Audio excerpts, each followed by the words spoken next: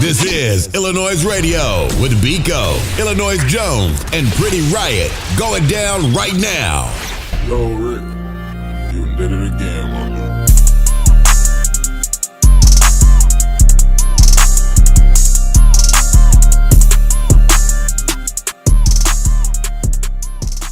dude. Welcome back to iLLANOiZE Radio. As always, you know at this time what we like to do, we bring you a ill guest from around the city and globe. And today we got my homie A-Way in the building. Yeah! Man, oh man, oh man, oh man. It's been a minute, my brother. How have you been? Man, I just been working, bro, but I've been great. I can't complain about nothing, man. I see you working too. You've been doing multiple things, stepping in different lanes, while still catering to the music side of things. Now, I want to let the people know that don't know our history. You were the first artist to ever hit me up for a feature. People don't even know that. You know what I'm saying? Like, you reached out. Shout out to Quay. Rapper Biko. Yeah. Rapper Biko when he was a Biko Rap at gmail.com. If y'all don't know that, send him some music. You just sent this whole Gmail. Did it? Look. I'm glad you got my email. You hit me up. I might not respond. I'll respond. But, I'm plugged. One of my favorite joints, man. So, I mean, since back then, I guess I would say, how have you seen the music scene change? Like everything that's been going on within Chicago, how has the change, I guess, affect you? It affected me in a lot of ways because when I did that project, like part of me was here, but I was still bouncing back and forth from here in Florida. So I just seen a lot of things change as far as how Chicago was moving and where I was at. Here, it's like, man, everybody started getting clicked up and it got drill music, you know what I'm saying, came in, and it was just like, man, it just started going super crazy with that. So I'm like, all right. And I know I wasn't making that type of music. So I went to Florida, and it was just a different scene, too, and I started building on it there. What was the scene like in Florida? Well, with Florida, I feel like versus here you got the whole crab in the barrel effect, or like people feel like if you doing something you're not a part of their team, it's taken away from them.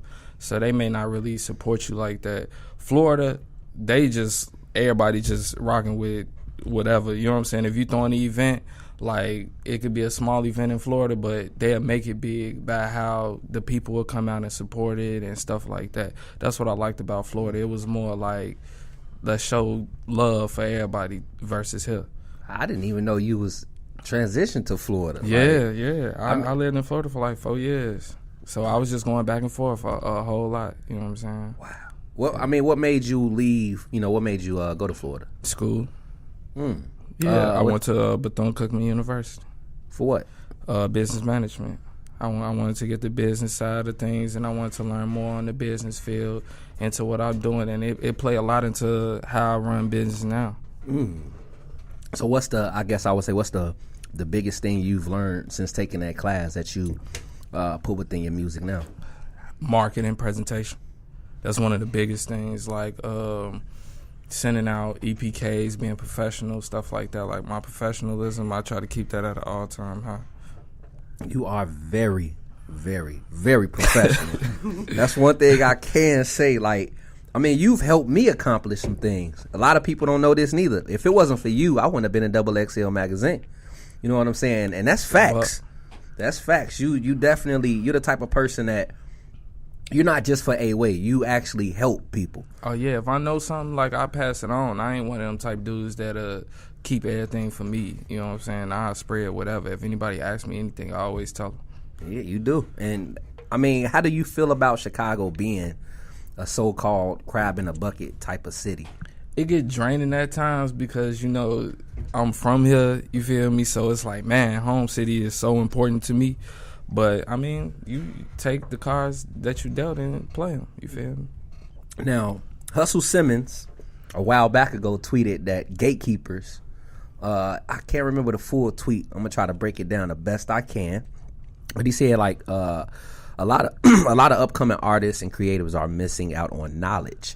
And gatekeepers are holding that from a lot of creatives and artists. Do you feel that's true? To a certain extent, because I feel like a lot of people is more so clout chasing now versus really trying to teach and really try to develop growth in the industry, you feel me? I feel like everybody just going with whatever's hot or whatever's popping at the time versus really like instilling lessons and knowledge and growth throughout the whole industry. I wish I could run that back. So, with I know you said earlier that you was bouncing back from Chicago to Florida. That transition and doing that, how did that change you as an artist? I think it broadened my music. Like, when I was here in Chicago and doing stuff, I was more like, I don't want to say giving that like Kanye vibe, but I was more, I guess, more on hip hop type beats. I don't want to say it like that, but you did what you know knew. what I mean? Yeah, you did what you knew. With the South, I got into more like 808 heavy, more you know what I'm saying, southern type beats. You feel me? So, and I'll start working with them different type of producers. So, I start putting like a Chicago flow or like a Fab flow to like a down south beat. You feel me? Yeah. Bars and lyrics, man. Bars and lyrics. I came across your music by this thing my homies used to do called Industry Sundays. Smash Cash and Inmates used to do these things called Industry Sundays up at Refuge Live. Shout out to the bros, and that's when I came across your music, and I seen you perform a few times, and just wanted to know like the influences you have, like what pushed you to do the music thing. Well, music, it kind of like really always been around me. I just never took initiative to make it a business until like maybe like 5, 6, 7 years ago. Before, like, I was doing talent shows with my uncle, you know what I'm saying? We'd perform like Michael Jackson or Will Smith or something. When I was a shorty, bro. Jackson, like when I was a shorty. Did I hear Will Smith? Yeah, Wild West. Yeah, like when I was a shorty, summertime. He'd have like he was in the Army, so he'd throw like little talent or activity events for the Army, and he'd have us come out and perform and do different stuff. So like we'd go out and do that. That's how I built up a performance vibe. And then from there, I was always like into music and freestyling with like my cousins, my brother, and all of that. So it just came. If I would never known that, I would never understand. You a rapper. You're an artist, bro. Yeah. Like I see you a spitter. Like like you know, like the music that people come from, they listen to. For you to say you was performing Michael Jackson or Will Smith, to actually listen to those type of artists, put you in a different bracket, bro. Oh man, I appreciate it. Yeah, I listen to everything, bro. I honestly listen to probably more R&B than rap. Same. I do too. I mean, what genre you listen to? You think would catch people off guard? They never expect that from an A-Way. Or artists. I used to listen to like Green Day and stuff like that. You know what I'm saying? American Rejects. Like I know a couple rock joints. Okay. Hey, it may not be like a whole category. But as long as you know one song, it's in your playlist. I got you. I'm just visualizing you pulling up to a red light, bumping American Rejects with the window down. But just singing every song, or you know what I mean? See, but for me, I kind of look at it different because when I was into American Rejects, I think they had a video like where the concept was he was breaking up with a girl or something, or she was breaking up with him, and they was talking about the whole situation and how they was mad at each other and what she did and all of that. So I get more into like the story, the video, and the whole concept of the measure versus just the music. Does that, hearing you say that, does that help you create your music and influence your music? It do, but it's also hard too because when I'm like in creative mode, I try not to listen to too much anything else, right? Because I don't want to get like too much of an ear of this, because then that'll play in my mind when I'm off the top trying to make music. I hear that. So let's actually get into a quick music break, and we'll be right back with the homie A-Way. But first, you finna hear one of our ill-list joints from Jujilla, Let 'Em Know, featuring Nut G. Next up after that, we got the homie Law the Dragon and Film Bully and some more. So stay tuned, and we'll be right back with the homie A-Way. Make sure to check out the ill-list playlist in which we provide you with the latest tracks we play live on our show. Head over to Spotify and search iLLANOiZE Radio to follow our playlist, as well as follow our podcast. Now let's get back to the show. Now we are back with the homie A-Way. Now, I want to ask you, like, how did you come up with A Way, and is there a meaning behind it? Well, yeah, it basically just means because my government is Anthony. So when I came in the game, like I used to be Young Envy, and it was an artist that got signed to Def Jam named Young Envy at the time. So I was like, you know what, I got to switch it up. So I was like, I wanted to go in the game doing it my way. So I was like, I'm gonna do it Anthony's way, and then I just abbreviated the A with A Way. Oh, that was slick. It is super slick, Yeah.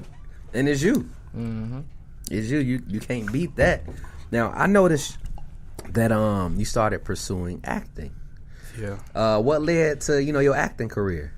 Well, actually, it was I was doing a radio interview with Tati at Windy City Underground, and she reached out to me maybe like a couple months after, and was like, "Hey, I'm shooting this pilot series or whatever, and I want you to be a part of it. Come audition." So I went in audition and all that, and I got picked, and it just worked. Like, it was natural. Like, it wasn't nothing. You know what I'm saying? It wasn't too much out of character, nothing like that. So it was dope. And then my homie Jovan, he act too, so he tapped me into Cassandra Bell, and that's how I ended up getting into September Rain movie. Okay. And then from there, Street Certified, you met Phil Banks.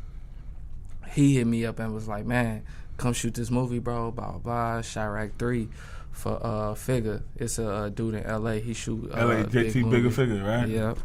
So, yeah, we shot Chirac 3. And then from there, I just been working, bro. Like, I just did Empire Season 6 finale. So, I'm trying to get it.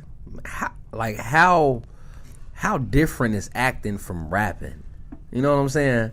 Like, what's the I guess the thought process? You know what I'm saying? As an artist, rapping and then doing the acting. How does that play out for you? Well, with rapping, it's just you telling your story. You feel me? In a poetic way.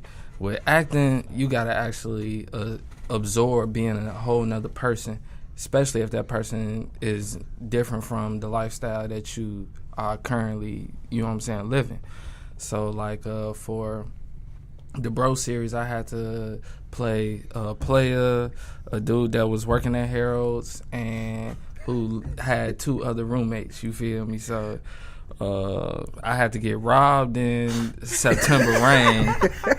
And it was at a bachelor party too, so we all like turned up, and then females coming in with tools, and we all like, they stripping us down, everything. I did some like crazy stuff, bro. And Chirac 3, it was more like relative to the lifestyle, but at the same time, it had me getting shy and all type of stuff. So yeah, it was just like reckless. Like. So they ended your role early. Nah. I lived. Yeah, I lived. I end up on some card cracking. I finessed homie off the move. And then they came back and then retaliated, stuff like that. So Real Chicago stuff. Yeah, Right. you know what I'm saying. Like That was the easiest role for me because it was the typical Chicago move. Just we on the acting. What's your favorite movie? Do you have a favorite movie of all Overall? time? Yeah. Malcolm X is definitely one of my favorite movies. Wow, Up here. that's Up a here. good choice. Up here. Just off the top, I'm real big into movies, so I kind of got a lot of favorites. But yeah, that's one that like stand off the top. That every time I see it on, I'ma Get your hand out my pocket. Yeah. Shout it red. Oh man. So let's actually jump into your project, A-Way or The Highway. Yeah. Now, I understand the A-Way part. Let's actually talk about and break down A-Way or The Highway. Like, how did the meaning come about? What motivated you to make this project and things of that nature? Well, the meaning is just basically stems off from my name or how I wanted to do it my way. So it was kind of like, I guess, a cliche, selfish way to say, like, A-Way or The Highway, it's me or nothing type joint. Like, tap into what I'm doing, or you're going to lose out, or you're going to miss the flight, miss the plane, so to speak. But as far as, like, creating a project, like, with this project, I just wanted to have fun and just talk my ish over dope beats. You know what I'm saying? That's what I wanted to do with this project. I didn't really like want to go into it like, all right, I'm only gonna make this about this situation or that situation. I just really wanted to just make a diverse category of music to give everybody something to vibe to. I mean, what can people expect? You can expect R&B on them. Each joint on there is giving you real me. So if you like really tap in, for example, it's Friend or Foe. When I wrote that joint, that was like, at the time I was going through like, I felt a lot of betrayal with people that I felt was close to me. You feel me? Like with people that I felt was working with me business wise, or you know what I'm saying, whatever the nature. So that's what inspired that type of joint. Or when I wrote Regrets, you know what I'm saying, that was like a situation I was going through. Or when I wrote like Dollar in the Dream or Don't Jog, that I just wanted to, I came in, I hit a move, and you know what I'm saying, we talking about Run It Up, so that's what came out of that joint. Like most of my joints I really made off the spur of the moment. Like we just in there working. It wasn't like premeditated or nothing like that. What's your most personal joint on this project? The most personal joint. Yeah, well, you letting people into who A-Way is and what you've dealt with. I mean, each joint, I feel like it stems off personal experiences in my life. But the most personal, it would have to be F-Fame. And I would say that because when I wrote that, like, I felt like that's all I was seeing was people just getting beside themselves for the clout. You know what I'm saying? So I really wanted to make a stance, and I really want to say something about that in an artistic way. And a lot of people wasn't speaking on it or doing that. So I felt Do you feel like clout is going to kill a lot of people's career? Yeah. If they because it's they chasing clout versus being authentic, and I feel like that's how you have longevity in the game, is being authentic and sticking to you. Because when people start like clout chasing and doing things beside themselves, they start thinking too much. You know what I'm saying? They start doing things and trying to figure out too much versus it being naturally and coming, and they keep moving afloat. Other than, I guess, being yourself, what else do you think contributes to an artist's longevity? Just a work ethic. Like, I work with a lot of artists that be like, you know what I'm saying, we gonna do this, or they be about that, and they don't never really fall through, or they be sitting down. Like, even producers, like, it was producers I work with in Florida, we done had made songs, and I'm like, yo, I need the track outs for that, and blah, blah, blah. We can make this move, and it'll be a big move, and they'll just be, like, hesitant to it. So, excuse me, I feel like it's just people work ethic, man. If your work ethic and you stay true to yourself, you'll have longevity. And if you keep improving and you really invested in your craft. Why do you feel like some people are hesitant to accomplish their goals? It can be all sorts of reasons, man. It could be the thing that it may be something they want to do, but they really may not know how to go about it. And a lot of people are not taught with taking the initiative to find out about it. So if they don't know about something, they just comfortable in not knowing versus trying to go find out. So what did you learn to get here? Like what was what was something that made you step back and focus? Like, hold on, I got to get my stuff like in order. When I did BET, and I say that because when I went on there, I didn't have nothing in order, and I went on a major platform, millions of people looking for me and all of that, and I didn't have like too much in of the business in order at all.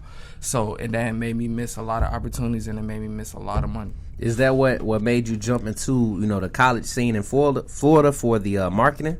Part of it, because I had already like went out there, but that made me more serious about it and using it towards music. And as far as like just really honing in on my business perspective, like I started a label and all of that, so like I'm really trying to like own my own thing and do my own thing, because I see how important it is now to have that structure. So all you need is you honestly, when you get that platform again, it's a wrap, because everything is in order. It's over with, bro. I'm telling you. Once I calculated how much money I missed, and I mean some of it I was able to return. Like I had to go back and do this and that, but I really learned about like ASCAP and publishing and what TV performances and all of that. So like I'm on to all of that now. So you ain't gonna play me about my money at this point. Man, bro, like I said, I've been knowing you for a very long time. Shout out to Quay for putting us in tune with each other. Shout out to my cousin, RIP, rest your soul, my brother, for introducing me to Quay, because if it wasn't for that, I wouldn't have met you.